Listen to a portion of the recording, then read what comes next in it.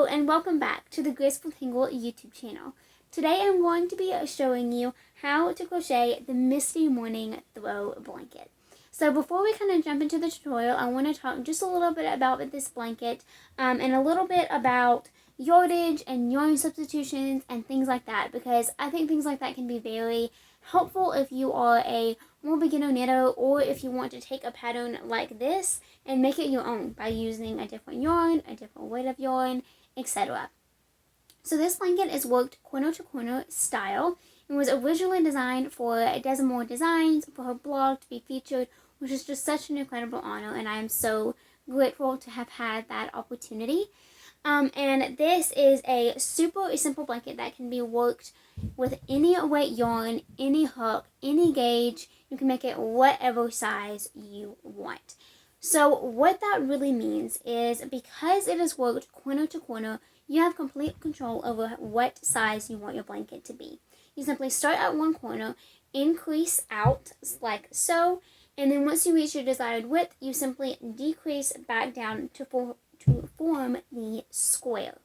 So like I said, this is a square blanket, which I think works really, really well for throw blankets, because you can simply drape them over yourself and there's not really a right or wrong side. There's not a right or wrong way to kind of put it on yourself, and it's the same weight all around. And so when you throw it on, it feels the same regardless of kind of how you're sitting.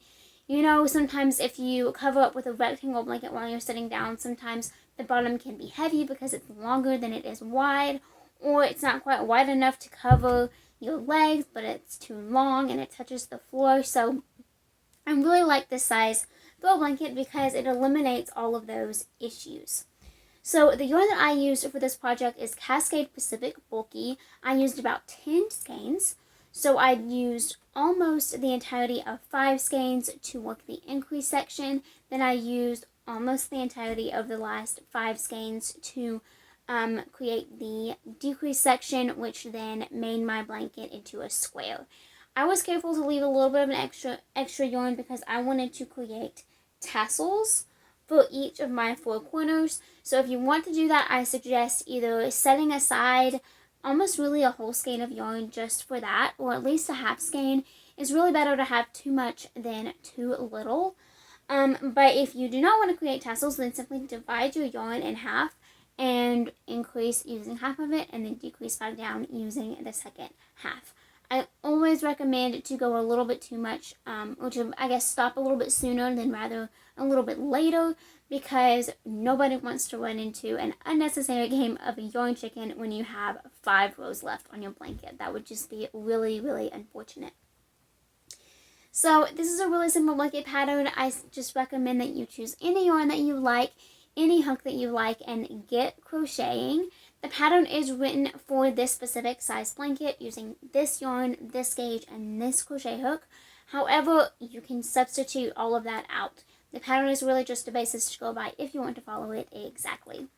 So we're going to go ahead and hop into the tutorial, and I'm just going to show you the basics of how to crochet this stitch pattern, get started with your blanket, and do the increase and decrease sections. If you would like a tutorial on how to make the tassels, I will link one for you in the description box below, so be sure to check that out if you so desire.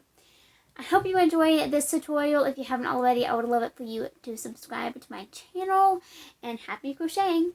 Alrighty guys, so we're going to go ahead and get started on our blanket. We're going to start off by making a slip knot and chaining 3. Now for row 1 in our 3rd chain from the hook, so 1, 2, 3, we're going to yarn over and work a double crochet. Then we're going to work a single crochet and another double crochet, all in that same chain. Now we're going to chain 2 and turn. For row 2, we're going to work a double crochet in the first stitch and a single crochet in that same stitch, so that's our increase. We're going to work a double crochet in the next stitch, so that is on top of that single crochet from the previous row. Then in the last stitch, we're going to work a single crochet and a double crochet.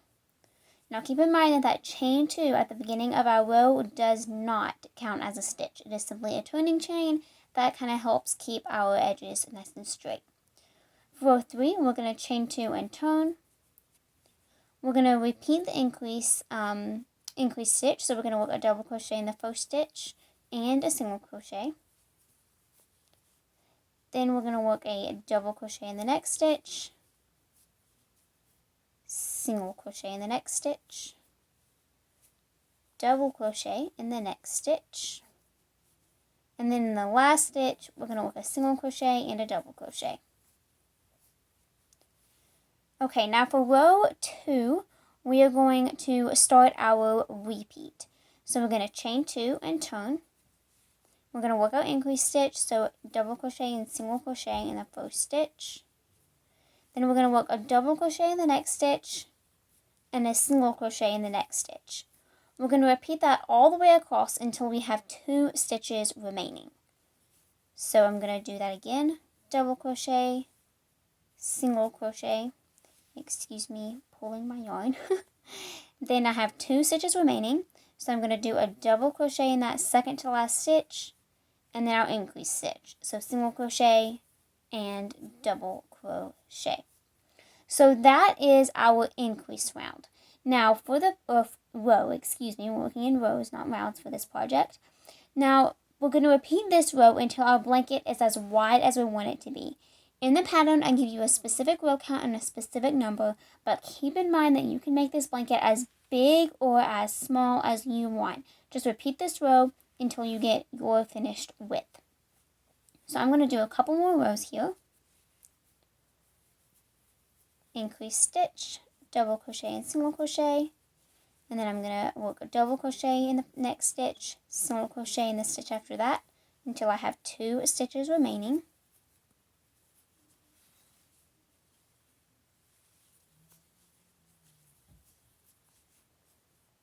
Okay, I am down to 2 stitches, and now I'm going to work a double crochet in the next stitch, and then a single crochet and double crochet in that last stitch. And there we go. So again, you're going to repeat this row until your blanket is as wide as you want it to be. Now I'm going to make just a little swatch here so that I can kind of show you the decrease rounds and how we're going to go about those.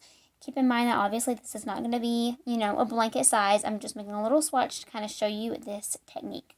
So if I were going to start my decrease rounds, I would start off by chaining 2, turning my work, and I'm going to work a double crochet 2 together. So I'm going to yarn over, insert my hook in the first stitch, yarn over, and pull up a loop. Then I'm going to yarn over and pull through 2 loops. So we have now completed half of a standard double crochet stitch.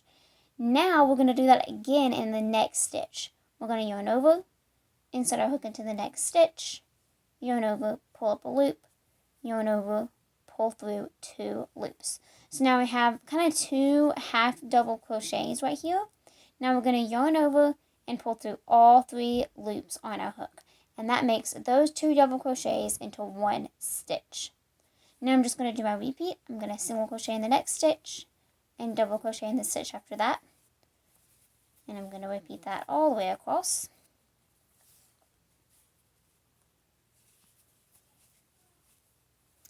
Okay, I'm almost to the end here. Alright, so I just worked a single crochet in that last stitch. Now I'm going to double crochet these 2 stitches together once again for the opposite end. Yarn over, insert your hook into the next stitch, yarn over, pull up a loop, yarn over, pull through 2 loops. Do that again, yarn over, insert your hook into the next stitch, yarn over, pull through a loop, yarn over, pull through 2 loops. And then we're going to pull through all 3 loops on our hook. We're going to repeat that decrease section until we have 5 stitches remaining. So I'm just going to repeat this row a few more times.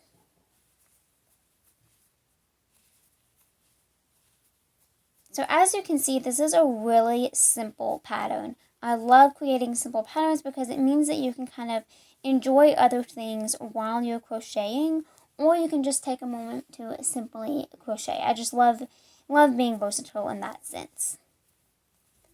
Okay, I'm going to double crochet these two together, single crochet in the next stitch, double crochet in the next stitch, single crochet in the next stitch, and then double crochet these last two together. Okay, so now I have 5 stitches remaining. I'm going to chain 2 and turn, and now I'm just going to double crochet these 2 stitches together, single crochet in the next stitch, and double crochet the last 2 stitches together. It's just a little bit different because we can't do a full kind of repeat in between the decrease is. So yeah, that's what it should look like. And now I have 3 stitches remaining, so I'm on my last row. I'm going to chain 1 and turn, and I'm just going to work a single crochet 3 together. I'm going to insert my hook into the first stitch, yarn over, pull up a loop, insert my hook into the next stitch, yarn over, pull up a loop, and then insert my hook into this last stitch, yarn over, pull up a loop, and now I'm simply going to yarn over and pull through all 4 loops on my hook. And that is what I should have. Obviously, your piece will be much, much bigger, but this is just kind of a little example to show you the stitch pattern. So I hope that this was helpful for you. Of course, if you have any questions at all, do not hesitate to contact me by reaching me on any of my social media platforms or commenting down below this video. You can find the link to the pattern down in the description box below, and I hope that you enjoy it. Thank you so much for watching, and I will see you all again next time. Bye!